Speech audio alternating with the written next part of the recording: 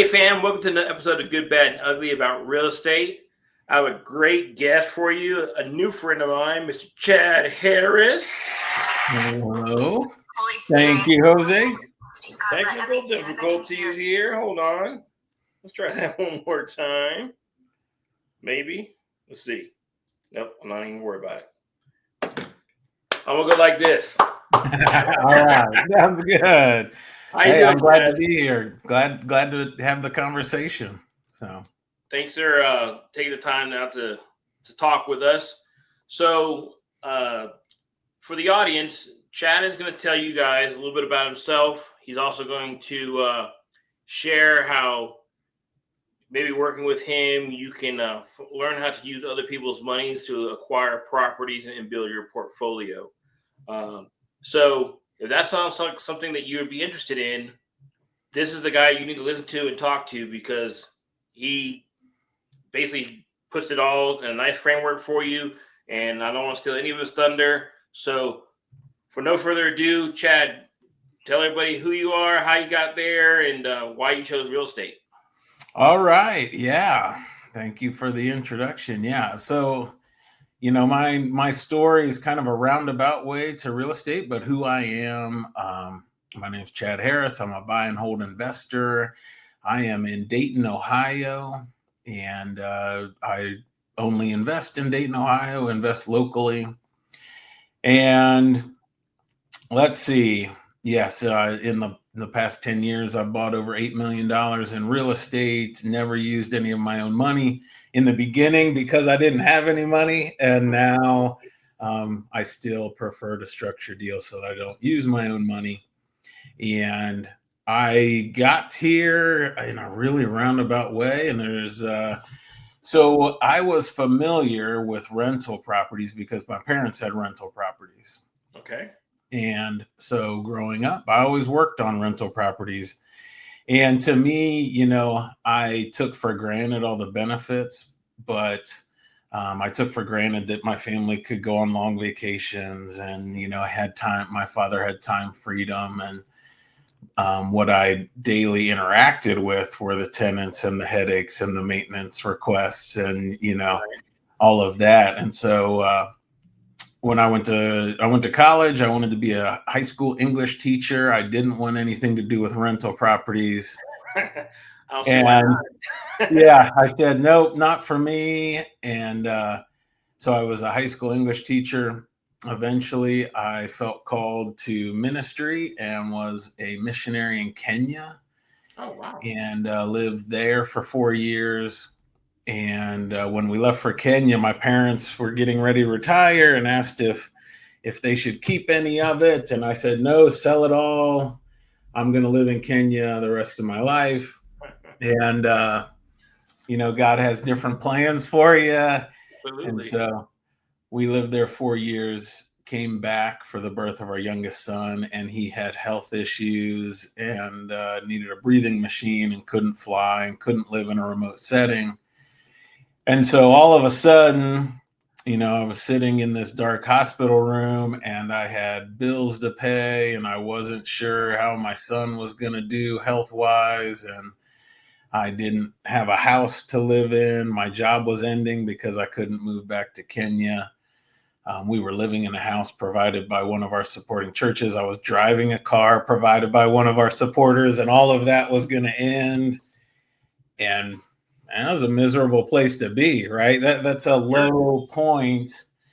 And as a father, I felt like I wasn't providing for my family. Even more so, I felt like they really deserved more, and I was letting them down.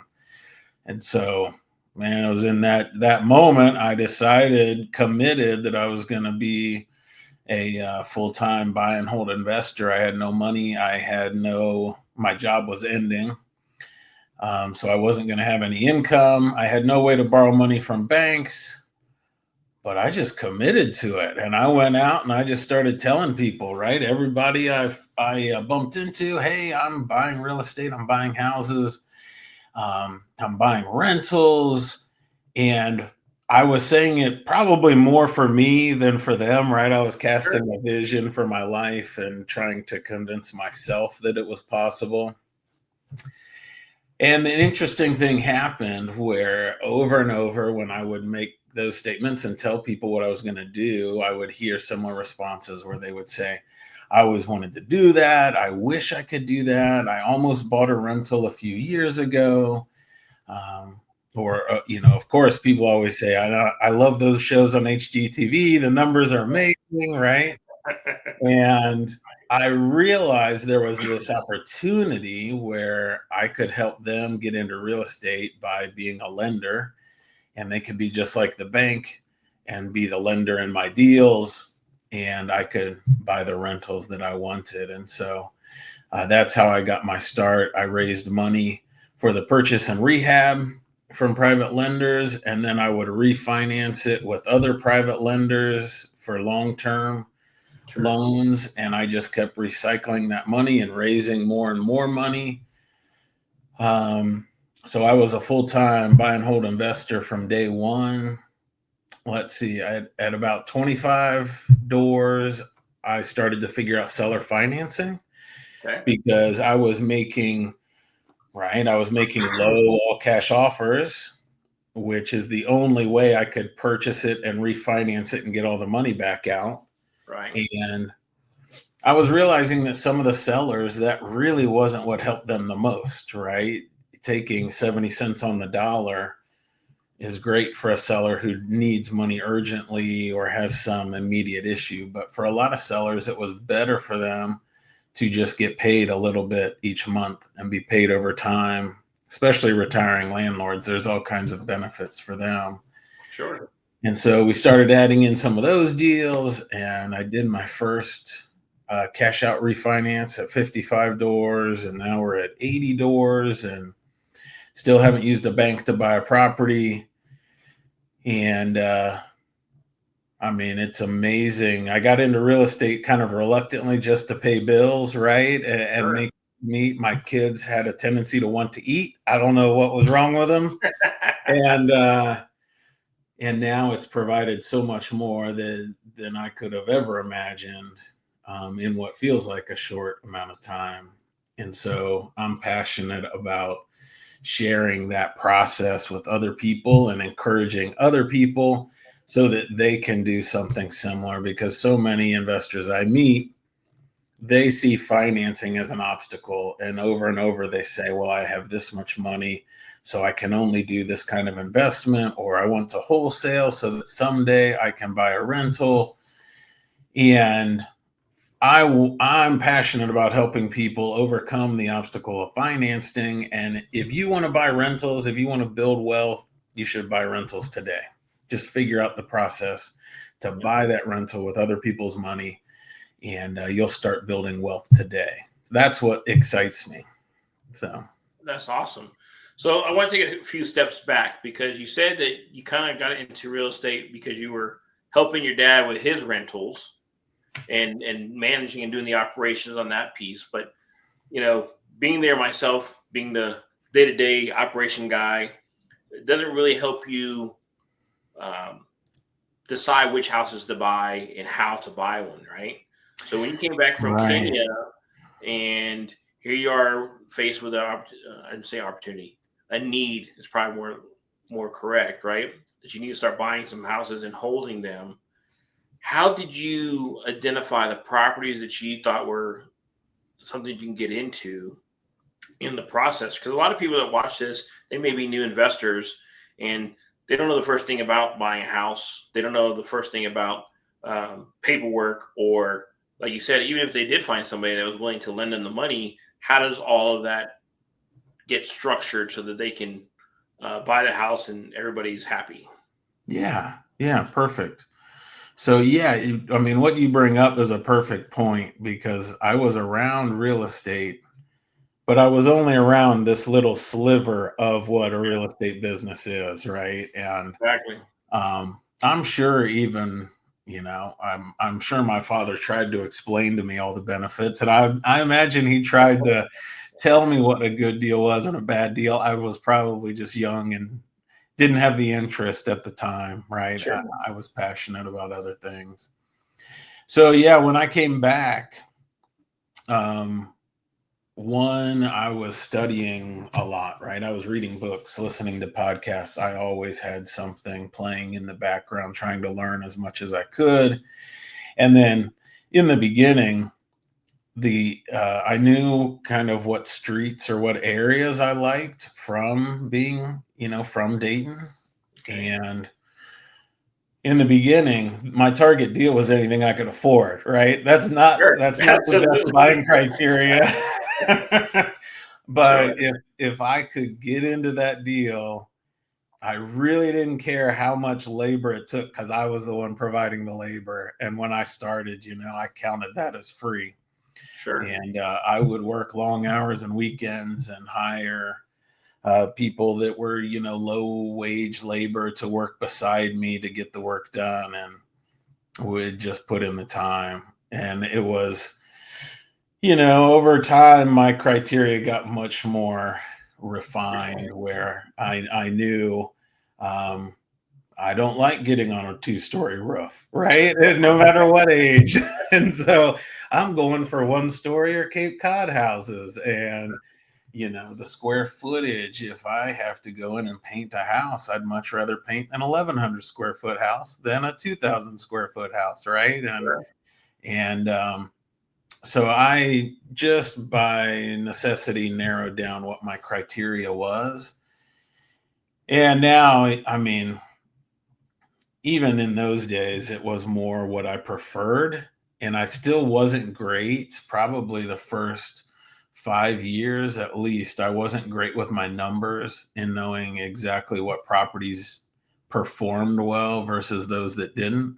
Right. Um, and it wasn't till, I mean, that just even in the last 3 years, doing a really in-depth review of property by property, which ones performed the best over time, which ones look amazing on paper, but when you get down to the real numbers, you lose all the profits on maintenance or turnover, and really refining which assets perform well.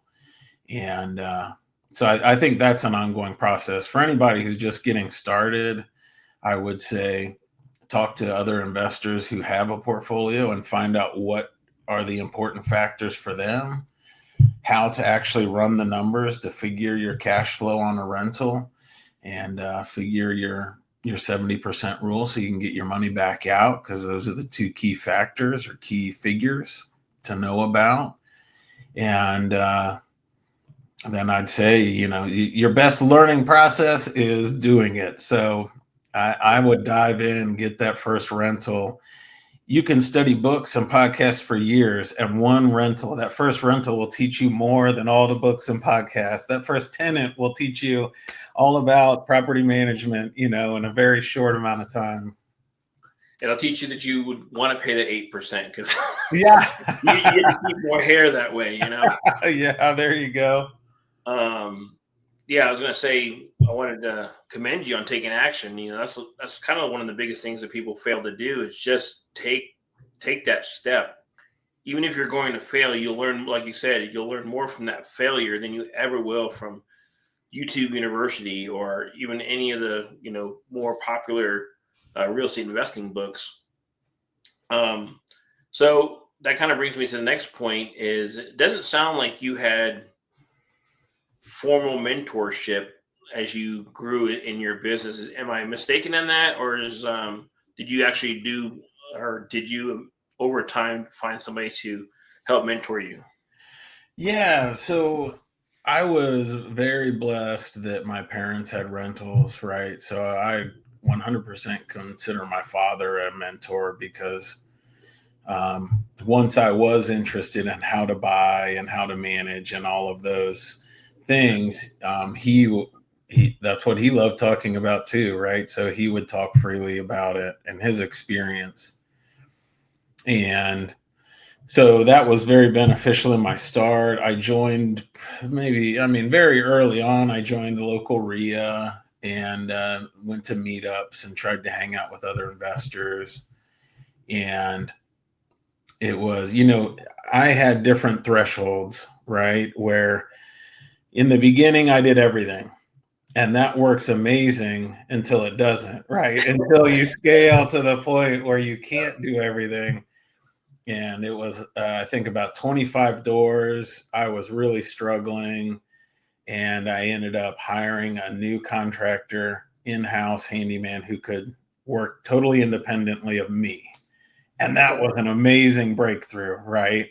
Sure. And then at about, it was just over 50 doors, I was just miserable, right? You think like the more assets you acquire, the easier life gets.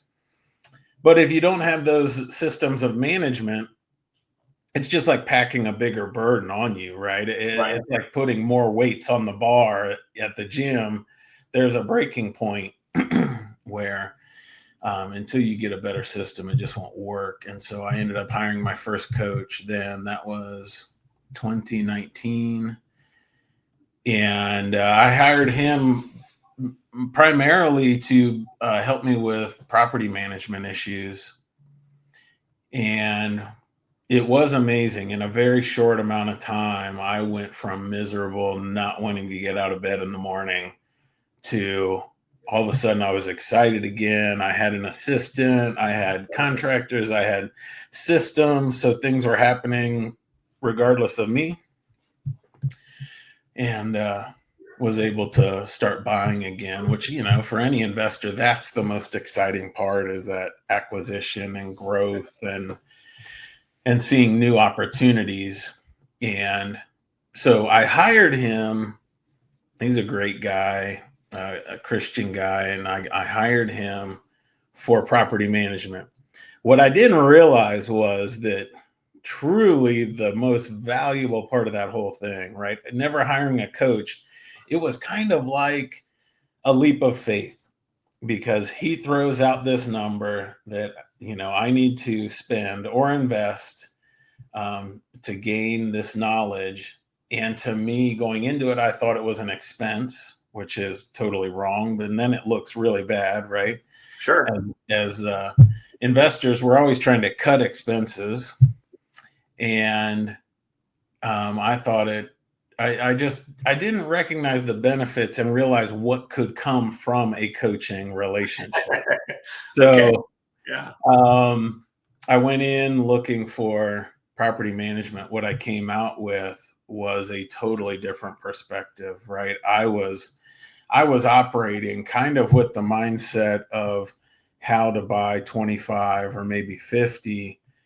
And he's operating with a mindset of how to manage 150 and how to go commercial and these bigger deals, right? And Right. so the way that he thought about problems and the way he saw issues in my business was completely different than the way I saw issues in my business. And, over time, probably within 6 months, I thought, man, this is the most valuable thing I've ever done. And I just tried initiating those conversations constantly to get his perspective on things, because if I could adopt his perspective, then I could rise and handle a much bigger business. So That's awesome.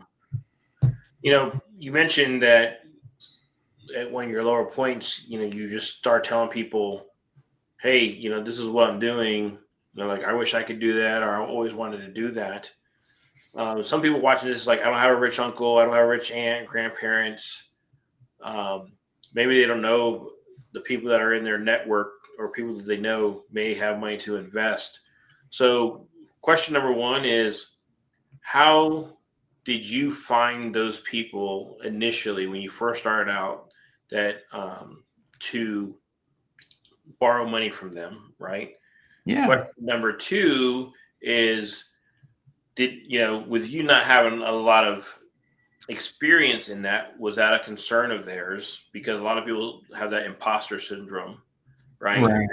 And then number three, I'm loading you all up so that way you can You just are loading walk me up, away. man. Number three would be, how did you structure your deal? Because the reason why I asked you that question is because I know earlier on in my career, having documentation was not always the priority for me, and it cost me some, a couple dollars out of my pocket. And so I'd love for you to share that with people that are watching this. Yeah, definitely. So, kind of a blessing for me to raise money in real estate was that I had to raise money for the ministry that I worked in Kenya. And being a high school English teacher, they don't train you on how to raise millions of dollars, right? That's just not in the curriculum. And so I had a lot of hard lessons in raising money for ministry, and I had to raise all of the money for that work. And Sure.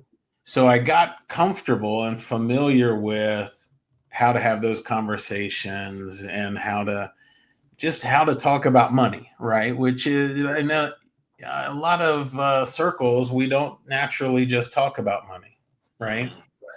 And in real estate investing, we tend to throw around numbers and we talk about money freely, but our best private lenders are not in real estate. And so we really need to know how to have those conversations with others. So when I got started, well, I should say another thing that really struck me from that process, raising money for ministry, was when I met with someone, I had no idea how much they would donate. Right. So you end up thinking, well, I got this person, they got the Cadillac SUV, they must be loaded and they're definitely going to donate a lot. And then you've got somebody in the beat up pickup truck, and why am I wasting my time? And it works out, money. yeah, yeah. You get, the Cadillac driver has no money, the beat up pickup donates a lot and is passionate about the ministry, and there was no way to predict, right? Sure. And what we see from the outside is really no indication of their perspective on money and what's in their account and what they're interested in. So when I started, I started just talking to everybody. I didn't have a rich uncle that I could just go to and say, "Hey, set me up," right? That would have been nice, but I started talking to everybody and casting a vision for myself. And early on, I didn't know I should raise money automatically, right? That was foreign to me. I knew it from ministry. But over and over, people would want to say, "Oh, that's neat." I always wanted to know how that works. How are you going to do that? And it was over time I figured out that they could lend me money. And it wasn't large sums of money at first. It was 30,000 here, and it was smaller sums, and they would test the waters and see what I could do. Sure. And I'm of the approach that I just share it with everybody, right? And the people who are interested in learning more, they'll ask. So even now, what I say and what I recommend my students say is something similar to this, where I try to have in my introduction, anytime I'm in a group of people or I meet somebody new, I want to kind of tell them why I do, what I do, and how they can play a part. Super quick, right? So I love fixing up houses, improving communities. We buy beat up properties, make them nice again, run them to great families, and I share the profits with friends, family, people I know instead of the bank. Right. Real quick, right? And I share that with as many people as possible. And maybe you have 1 out of 10, maybe it's 1 out of 20 that says, "Really? How does that work?" Right? How could I share in the profits? Who doesn't want to share in the profits on a real estate deal, right? Right. And just letting them know there's an opportunity there for them to play a part and then have that conversation. So I would recommend nobody ever pre-screen, right? Don't say, "Oh, this person's going to be a deep pockets. They probably are going to be a great lender, and this person's not." Right. Just share your business, what you do with everybody. Look at it as I'm serving them, right? I'm not asking for anything from them. I'm helping them. So there are people everywhere frustrated with the stock market, looking to get money out of the stock market and still get a decent return on their money while it's secured by real estate. That's an amazing opportunity. And if we look at these conversations as we're just serving them, we're just helping them, then that kind of lowers the pressure and we don't come across salesy, and it just makes everything easier. And so for anybody listening, if you don't think of a private lender as somebody with some, fortune sitting in a 401k, but you think of a private lender as anyone who has money in the stock market and they're comparing investments and frustrated by the volatility of the stock market and looking for a return elsewhere. That's a lot of people, right? So you don't have to go very far before you're bumping into somebody that fits that criteria. And so it's more a matter of just understanding how to share the opportunity and how to have that conversation. So let's say, okay, your second one, imposter syndrome, right? Yeah. How did people lend me money in the beginning? Well, okay, as far as imposter syndrome, and I had imposter syndrome bad, right? Because who am I? Why would somebody give me $100,000 check, right? Sure. I mean, I was working as a missionary and I got paid $2,000 a month. $100,000 was a big check, right? Absolutely. It really still is. That's a lot of money. So, but what I learned was imposter syndrome, it's always there, right? We hear that voice, telling us we're not worthy or we can't do this, and we think there's validity to the voice. But in reality, that voice will be there no matter what, right? I'm sure Tom Brady at the peak of his career had that voice telling him, oh, this year you're not going to be as good as last year, right? That voice was probably always there and he just had to silence it and overcome it. And so, that's the way I think all of us are. Just accept that voice and recognize if we commit to anything, we can accomplish it. Sure. So, absolutely. Yeah. And when I started, I didn't have any experience, but I had a lot of experience committing to things and following through, right? Right. And so early on, I was talking to people, whether it was family or distant family or people at my church or, it was anybody that I had any connection to.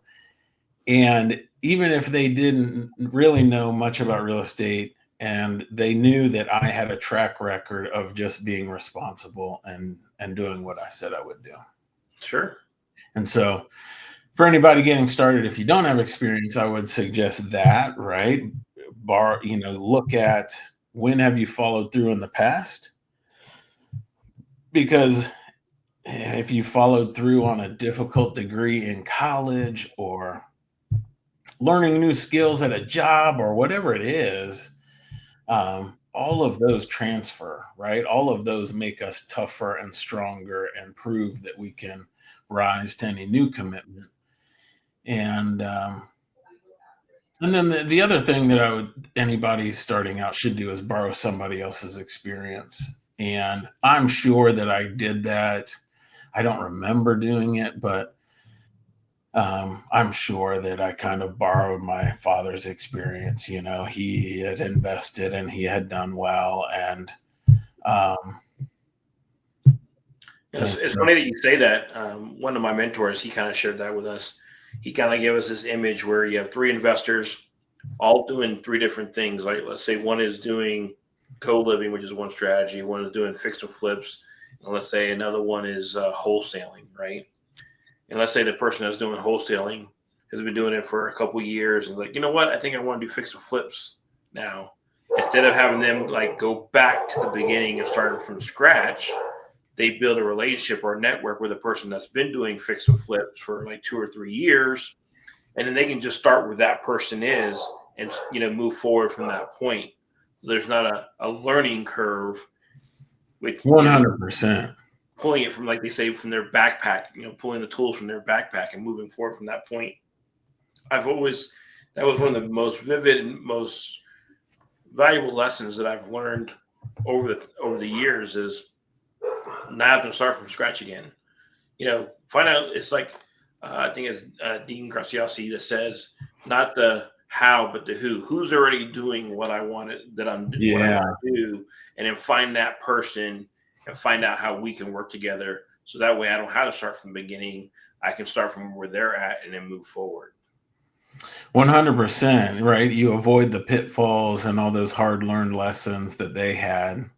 Right. And with raising money, it's, super beneficial because you can borrow their experience from the fact that when that first private lender asks, well, how many deals have you done?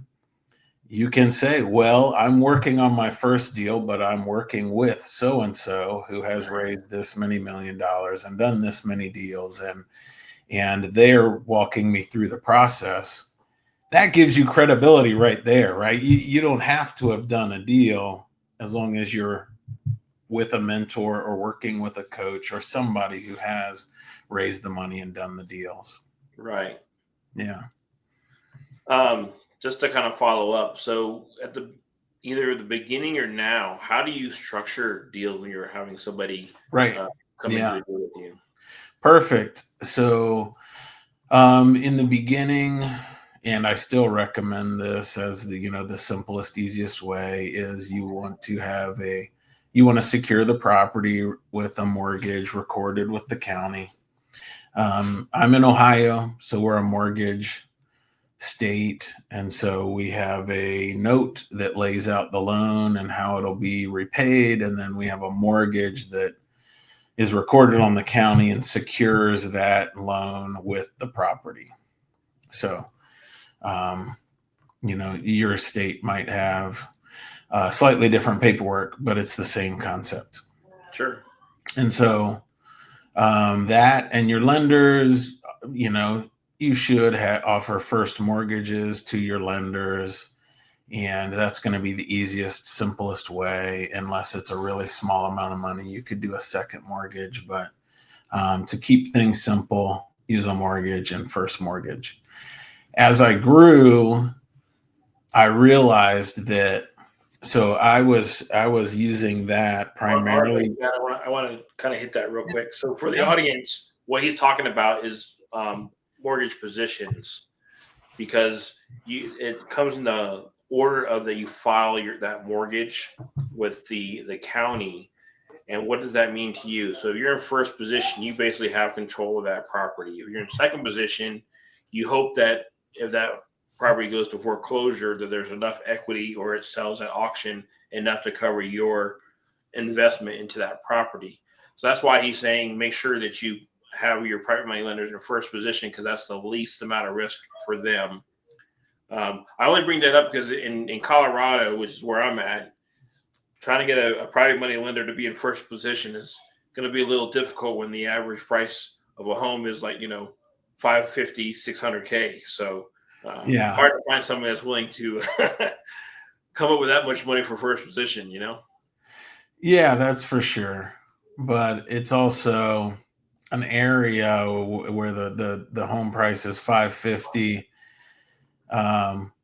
If it drops 5%, that's not near as big a deal as if it's a lower priced house. Sure. Where suddenly it doesn't fit a mortgage. But yes, $550,000 first mortgage is going to be much tougher to raise. That's for sure. Yeah. And what else? Oh, I was going to say, so one thing I figured out as I was working with a lot of different private lenders was some of my assumptions were wrong, right? I thought in the early days that they wanted paid a higher return, or that I would have to increase the return I offered for them to keep lending me money. Sure. And so I started out at 10%. I don't even know why. It was a good round number, right? Sure. And somebody said yes. And then, I was trying to, I was having conversation with this lender, presenting two options. Never forget the conversation. And I was trying to incentivize him with this one deal that was at 8% instead of the deal that he was used to at 10%. Sure. And he listened to the two and he said, 10% sounds risky. Let's just do 8. Oh, And wow. I thought, okay. So this is a very astute, very well-off guy. But when he compares investments, the return is a measurement of the risk, right? Like a dividend. If a company is going to offer a 10% dividend on their stock, that's insanity, right? Right. And so I offered him 8, right?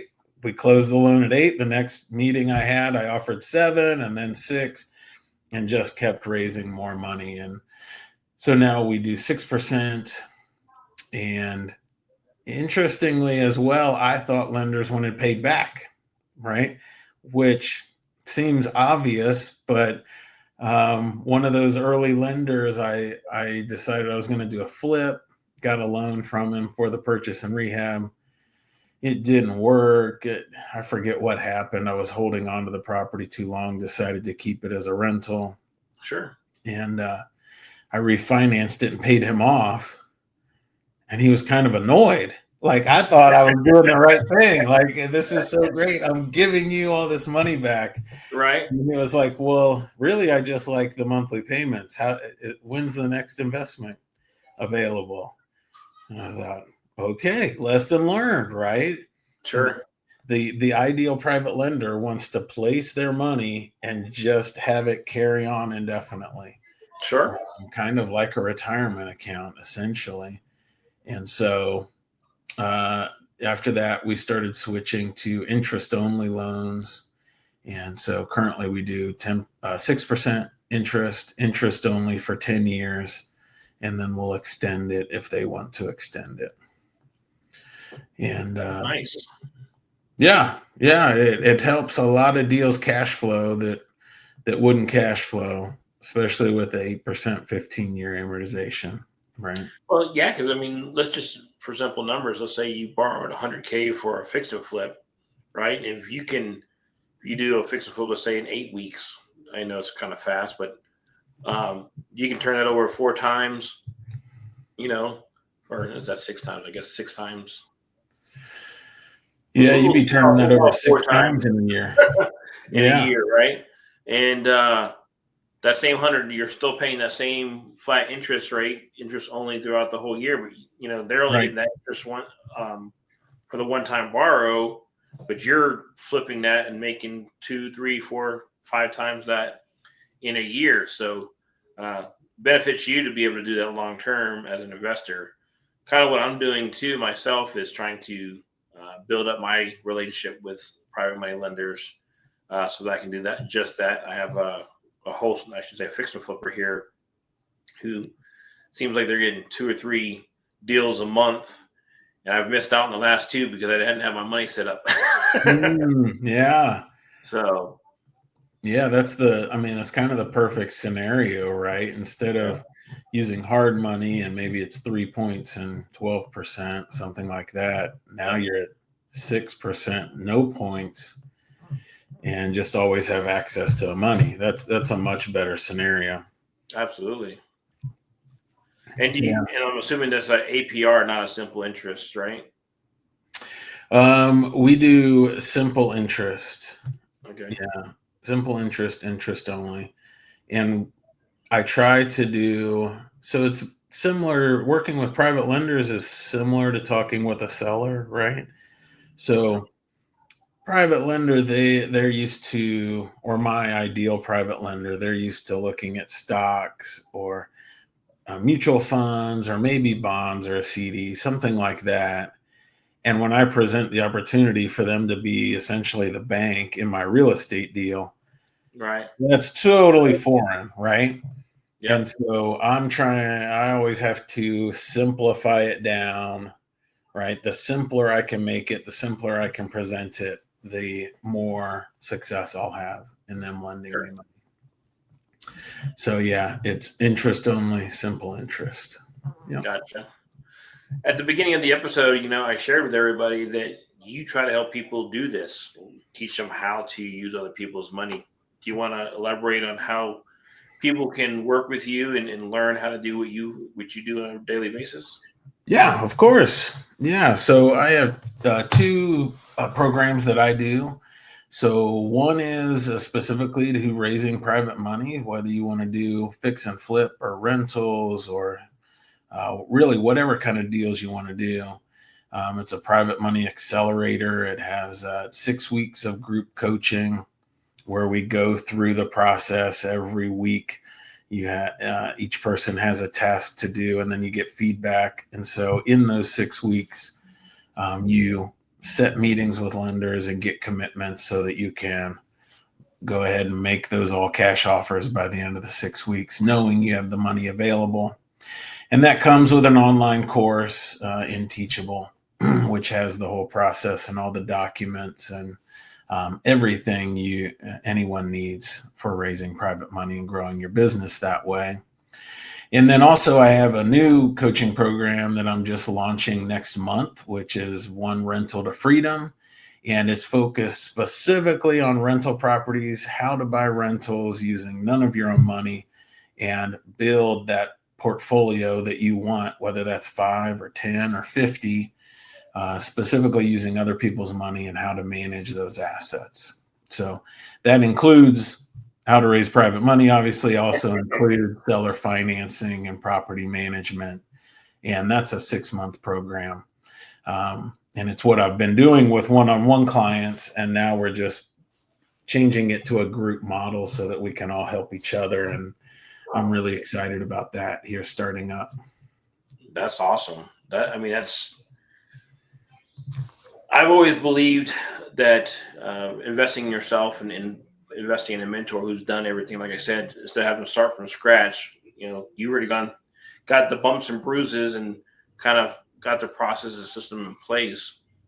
So it's a no-brainer to start with you and learn from you that you already kind of made the mistakes and then just move forward, like I said earlier, from where you are and just keep building till I'm satisfied. Everybody's different. Some people want, just enough to live off. They walk away from their W-2. Some people want the big cars and the big houses. Everybody is different, right? Yeah, completely. And some people want to keep the W-2, right? They just want some assets for retirement or, to increase profit down the way. Everybody's different. So true. The name of my podcast is Good, Bad, and Ugly about real estate. And anyone who's been involved in real estate knows there's some good times and bad times. And so I'd love to have you share, in no particular order, a good story you had that puts a smile on your face that I'm glad I was able to help or do this, and then maybe one that says, "Man, that sucked, but I learned a lot and I kept moving forward." Yeah. Let's see, the good, the bad, the ugly. So, what do you want me to start with? The ugly or the good? Which one's better? Let's start with the ugly, so that way we can end on a good note. All right. So yeah, I've had, I've done some low income housing and managing a lot of rental properties. I've had some headaches, right, over the 10 years. Yeah. And one that stands out, which is, even embarrassing to talk about. So it's good, right? Yeah, exactly. Like, ooh, the juice is coming out. Yeah. Oh man. So we had a tenant, and for the last 5 years, I'm less and less involved in property management, right? So my assistant handles leasing and tenant interactions, contractors handle maintenance, turns, all of that. And I'm focused on more high level portfolio issues, as well as coaching, speaking, and helping other people, which is what fires me up more. And so we had this house that we rented, and it had been a Section 8 rental for a number of years. And we had probably at our peak, maybe 25 rentals that were Section 8, had Section 8 residents in them. Mm-hmm. And really, and, nothing terrible. I was familiar with the program. The people are the same. The tenant, the residents are the same. It's just you have this government organization to deal with in addition to the resident. And so the tenant moved into this house, new tenant moved into the house, and everything was fine. They never called about anything and never had any issues with Section 8. And Section 8, once they move in, you have about a year until that next inspection. Right. And it was something weird. We didn't hear anything from the tenant, and it was something weird with COVID where the Section 8 offices were really delayed. Sure. So we didn't have an inspection at a year, and I forget how long it went. But all of a sudden, they started having maintenance complaints, and we were sending out contractors, and the contractors would they would look at the problem and say, yeah, I can't fix that problem. And these weren't our in-house contractors because we just had a lot going on at that point. Sure. And so these were independent contractors. And after a while, I thought, man, this must be like some serious plumbing problem I've never dealt with. And then all of a sudden, we heard reports that we got called from maybe the county health department or something, that they were condemning the house. Oh, wow. And the woman was being kicked out who was the tenant. And apparently there were massive parties. Like, we were never told anything, but apparently the police, all this came out through the county health department. Police had been there a number of times for these massive parties where people were shooting in the street. Oh, like, holy mackerel, that's terrible. It is horrific. That's not the influence we're looking to have in our communities, right? Right. And she was moved out. The house was all boarded up by the city. We talked to the city and basically explained we didn't know anything about this, right? This isn't how we operate. We have plenty of properties, or we take care of our properties. And I felt horrible about it. And the inspector was like, well, as long as you're going to make the house nice again, then we'll take the boards off and it won't be condemned and you can do what you need to do. So I sent a clean out crew over there, and he was like, yeah, I'll have my guys show up and we'll take care of it. Do you know how big a dumpster you need? I said, I don't know, but it must be bad, right? It has to be bad. Because I was piecing together that the contractors wouldn't work there because of how bad the property was, not the plumbing issue. Right.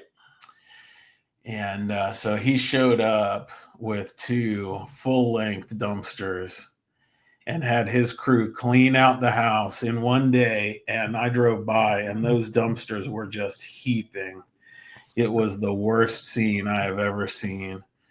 And the house was just destroyed inside. I have no idea what happened in there for a year and a half, but that's definitely what you don't want to have happen. Absolutely. Absolutely. Yeah. That's one of those that, I could manage 100 rentals for 30 years. And that one I would still talk about at the end, right? That would be one of those that stands out. So, sure. But we sent in a crew to turn it over and make it rent ready. And now there's a great tenant in there who takes great care of the house. So it all worked out, I guess. But yeah, that's the ugly. You learn from it, right? Don't go a year and a half without checking. That's right. Yeah. So we need to get in there and change the filters and the smoke alarm batteries every now and then, and just make sure there's no issues. So 100% lesson learned, an expensive lesson. They all are. I don't think there's any cheap lessons, at least not in my experience anyway. Yeah, true. So, yeah, so that's the ugly. Let's see, a couple of good ones. or a good story, I mean, there's all kinds of good stories. I feel like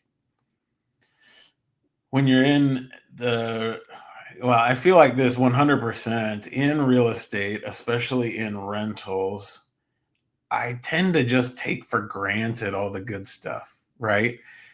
Yeah. Oh, I buy properties at 70 cents on the dollar using other people's money, and then I get the appreciation for the whole value of the property. Yep.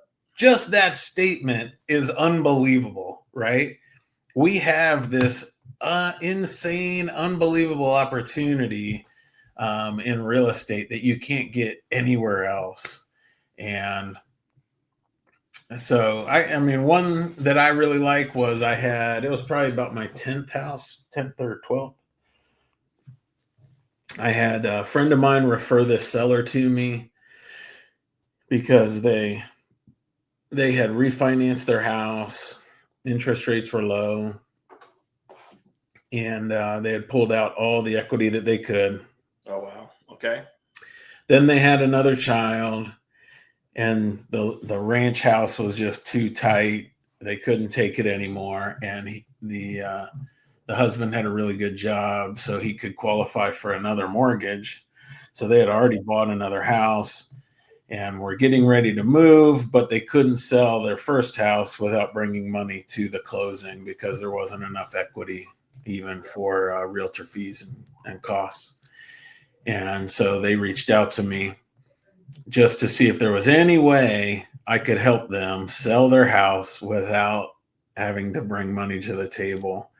And I, walked through the house, and it's a beautiful, right? I mean, a beautiful ranch in a great neighborhood, the school district I grew up in, and I turned out reasonably well. So it must be somewhat decent schools, I guess, you know. Yeah. And I complimented them on the house, and I said, they just did not want to bring money to the closing table, and they didn't want to be a property manager, and they just thought they were going to have 2 mortgages. And I said, I love your house. I am good at dealing with tenants. I don't have a problem with that. How about I give you a little bit of money for the little bit of equity you have in the house, and then I'll take over your mortgage, and you can walk away from the property and never think about it again. And I kind of held my breath like, there's no way this will work. And they said, that sounds amazing, Yeah. right? That's exactly what they wanted. They got some money for selling their house. They didn't have 2 mortgages, and they didn't have to be a property manager. And we closed on that property. It was like 3 days of just, some repainting. And I think we did maybe a tile backsplash. And that's been the same tenant ever since. I forget where the property is occasionally, when I get my hair cut over in that area, I'm like, I should drive by and just, see how it is. But yeah, it's just one of those deals where when you're using other people's money and then controlling an asset that not only generates monthly passive cash flow, but appreciation and all the tax benefits. And it's another one of those where you're like, this is just an amazing deal. Yeah. And the sellers were so grateful, right? They Right. were so grateful that I solved their problem for them. And for me and my business, that worked out amazing. Yeah. So, I didn't understand or learn about creative financing, seller financing, subject to none of that until about 2022.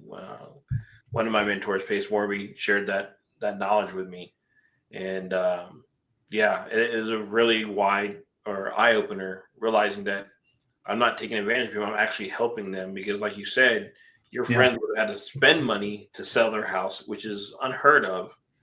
Um, and you came up with a solution that not only put money in their pocket, but allowed you to take over the payment so that they can move on to the next chapter in their life. I think that's awesome. Yeah. Yeah. Truly a win win, right? Where they're thrilled and it works out great for us. So, yeah. Well, you shared with us, what you bring to the table and how people can work with or can learn from you how to do this on their own. What can people bring to you? What kind of value can somebody bring to you? Or if they wanted to partner with you or get into your program, how can they get in touch with you? Yeah, you can follow me on Facebook. I'm active on Facebook. I have a Facebook group, One Rental to Freedom. And in the group, I share a lot of content focused on creative financing and raising private money to build a rental portfolio. More than welcome to apply to join that group. Or I have a website, truewealthinvestors.com. It has information on my podcast and YouTube channel. And if you want to reach out and talk to me, it has a Calendly scheduling link there as well. So any of those would work. Perfect. And just for the audience, that'll be down in the description like everything else. So I'll make sure that you don't have to go looking for it. And in case for those that are watching this on YouTube but don't want to watch it on YouTube when they're in the gym and want to just listen to something, this will also be on Spotify. So I'm trying to expand the platforms that you guys can enjoy this experience. So, Chad, thank you so much for coming out and spending some time with us, sharing your story, different ways of investing. And a lot of people don't understand that you can do this with other people's money. Um, I'll have to share with you right now. I'm working on a 33 unit using other people's money, and Nice. so we'll see if it comes to fruition. So I'll reach out and let you know how that ends up. Sounds great. Yeah, good deal. So in the meantime, thanks, fam, for spending this time with us. And we'll see you in the next episode.